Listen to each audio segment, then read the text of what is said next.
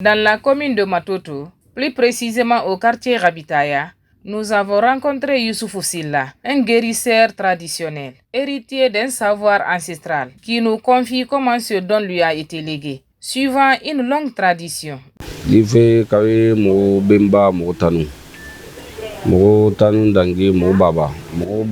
Ce travail, c'est depuis nos arrière-grands-parents.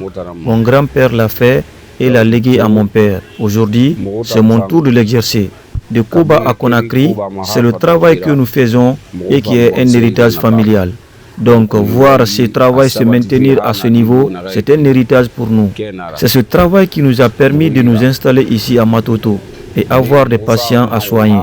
Mais dans cette activité, nous avons un souci qui est lié au problème d'espace. Le nombre de patients est supérieur à l'espace que nous avons.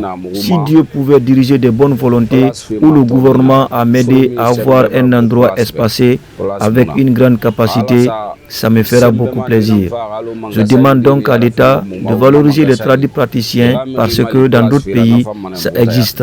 Mais chez nous, cela n'existe pas. Les patients que nous pouvons traiter, on nous les envoie. Ceux qui doivent être soignés à l'hôpital, envoyez-les là-bas aussi. Ici, moi je travaille avec les médecins. Le patient qui doit être admis à l'hôpital, j'appelle un médecin puisqu'on travaille en synergie.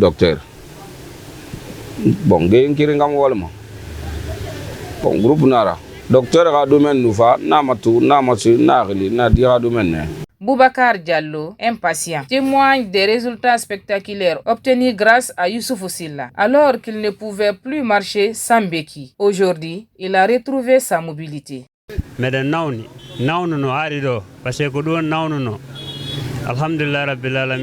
Je suis venu ici malade. Louange à Allah, je commence à recouvrir ma santé et j'ai eu beaucoup de médicaments. Le jour que je venais ici, j'avais une grave fracture à la cuisse. Aujourd'hui, je suis heureux puisque je peux marcher sans béquille.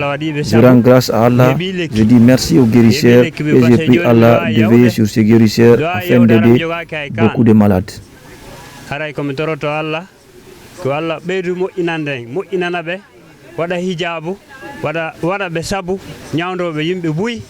Mabinti Silla raconte son parcours. Depuis son accident jusqu'à son passage à l'hôpital Ignace Dine, avant de finalement trouver soulagement chez le guérisseur, si satisfaite, elle lance un appel aux autorités pour un meilleur accompagnement des tradipraticiens. Je quittais au port de Boulbine où je fais le commerce. D'un coup, j'ai eu un accident au niveau de Bessia. On m'a admise à l'hôpital Ignace Dine. J'ai fait une intervention chirurgicale sans succès. J'ai fait plusieurs mois et toujours sans réussite. Du coup, j'ai entendu parler de ce tradipraticien. Sans tarder, je suis venue. Puisque tout le temps que j'ai passé à Ignace Dine, je ne marchais pas sans béquille. Mais depuis mon arrivée ici, je peux dire merci à Dieu, puisque je marche sans béquille jusqu'au marché pour faire des achats et revenir.